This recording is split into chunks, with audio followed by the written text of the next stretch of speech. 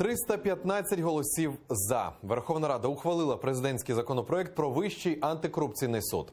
Він розглядатиме справи топ-корупціонерів країни. Створення такого суду є однією з вимог співпраці з Міжнародним валютним фондом.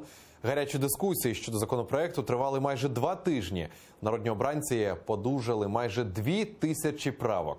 Навіть прем'єр Володимир Гройсман погрожував піти у відставку у разі провалу голосування за цей законопроект. За процесом у парламенті стежила і моя колега Олена Стецюк. Ледь не головне голосування цієї сесії. Хто формуватиме антикорупційний суд та хто обиратиме суддів, компроміс з міжнародними партнерами та між собою депутати шукали майже 2 тижні. З МВФ домовлялися до ночі. Зранку переконувати проголосувати приїхав автор законопроекту – президент Порошенко.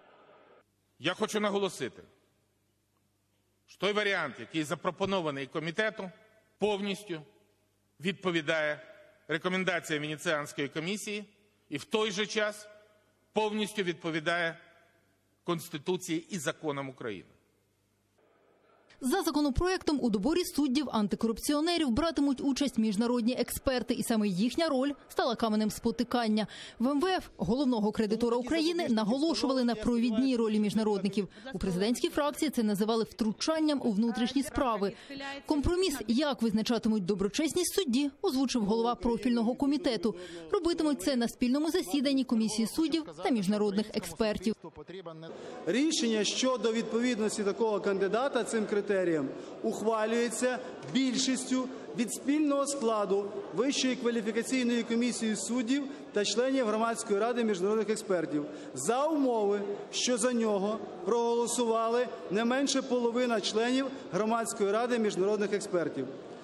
Така процедура – редакція комітету, який зібрався перед голосуванням прямо в будівлі парламенту. Обиратимуть раду експертів авторитетні міжнародні антикорупційні організації. Причому до цієї ради можуть потрапити і громадяни України. Це теж викликало суперечки. Я сумніваюся, що міжнародні партнери могли на це піти, тому що фактично правками повністю прибирається як така міжнародна рада експертів.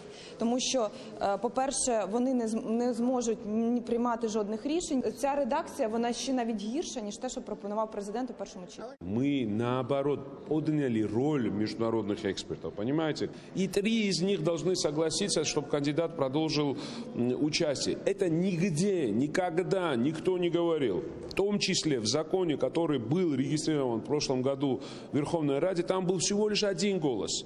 Суддею антикорупційного суду можуть стати громадяни із 5-річним досвідом суддівської роботи та адвокати і науковці із 7-річним стажем. Прокурорам і правоохоронцям до антикорупційного суду зась, пояснив грузинський експерт та співавтор документу.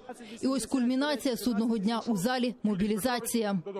Той законопроект, який вони узгодили, залишає антикорупційний суд приватною власністю президента України. І тому забудьте про боротьбу з корупцією.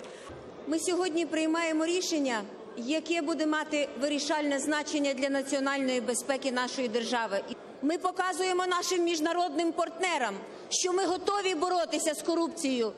Попри критику остаточної редакції, частиною депутатів проголосувала не просто більшість, а конституційна. Голосуємо, колеги. Це історичне рішення. Прошу підтримати. Прошу проголосувати. Голосуємо. 315 за. Рішення прийняте. Я вітаю весь сесійний зал. Це велика перемога. Президент обіцяє сформувати антикорупційний суд до кінця року. Він розглядатиме справи, які розслідують НАБУ і САП. Тож цей суд – заключний етап побудови антикорупційної вертикалі. Олена Стецюк, Максим Кондратенко, Заман, АТР. Номер